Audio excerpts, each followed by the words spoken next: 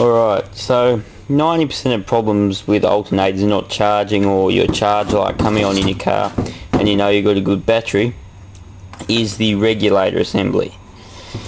Now the regulator itself, which is this part here, this is out of another alternator, but they're basically all the same. Most Bosch alternators, and others are a bit different. Some of them have the brushes located under this housing, so it's a bit harder to replace them, but Bosch alternators, Australian Bosch alternators, have the assembly just here. So all you do is undo these two screws and lift that assembly out, and you'll end up with something like this. Now these bushes here, that's these parts on the end here, are very worn. See, they're only about 3 mil long, because what they should be, the minimum distance is about 5, and these ones have about 10 mil, so they're very worn. So now what we'll do is, either you can buy this whole regulator assembly, which is $70, $75 new, I got quoted for this, or you can buy two sets of brushes, or two brushes, a set of brushes, which is $3.15. All you need to replace the brushes is a soldering iron, a bit of solder, which I think disappeared on the floor somewhere around here. Oh well, it's somewhere, and a screwdriver. So now what you do is you'll find where the brushes are soldered onto the regulator assembly. Now this one's located just here on the back. You might be able to see that solder joint just there, but these ones can be a little bit different. So anyway, what I'll do is I'll just unsolder these old ones. Alright, so that took all of about 5 seconds. Just unsolder them from there and pull the tabs up. So anyway, here's the old brushes. There you go, here's the new one. So as you can see, there's a hell of a lot of difference between that. Now when you're removing the brushes, when you unsolder them, be careful, because they are spring loaded and they will flick everywhere, so you can lose your springs. So anyway, now all I'll do is thread the wire through this spring here, put the brush back in its locator here, and thread that bit of copper wire there back through this hole. Now something you can do if you like is mark how long the wires are. So I'll mark on this wire how much length this one had on it, and we'll return it to about the same as that. So I'll do that just now. Alright, that's one in a matter of about a minute.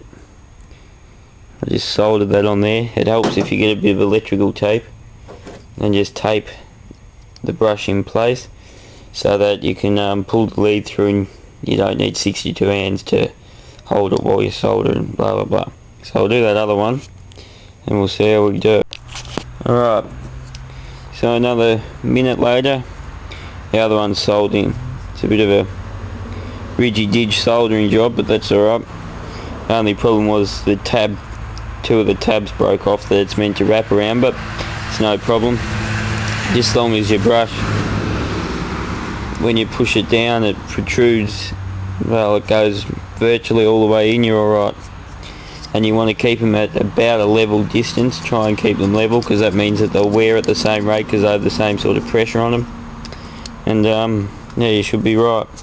One tip with installing them is that if you like,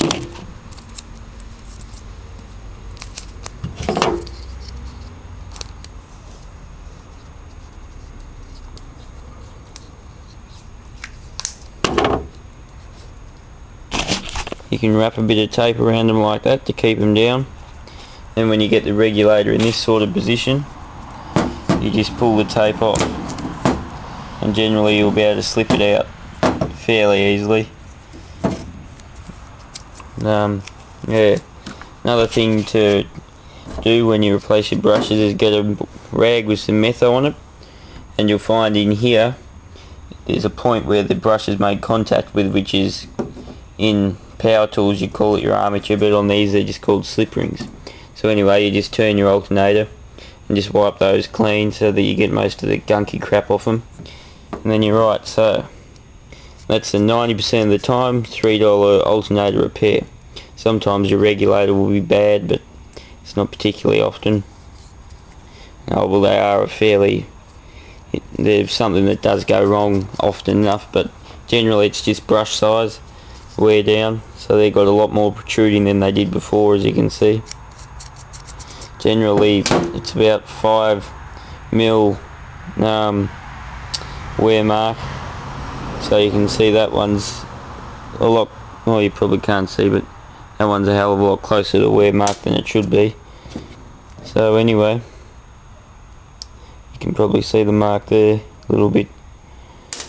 It's only got about 2mm left on it, should have about 5 or 6. So I'll reinstall this in the car tomorrow and we'll be motoring.